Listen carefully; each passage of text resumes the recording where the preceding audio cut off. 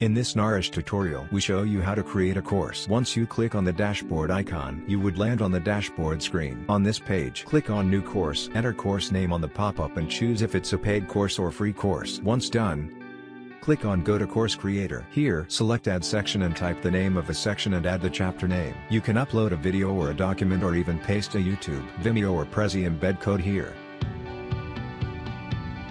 To embed a video, click on Embed it and paste the embed code and click on Embed Content. You can also upload a downloadable PPT, PDF, Excel, zip or RAR file. To add more chapters, simply click on Add Chapter. Add the document and upload the content.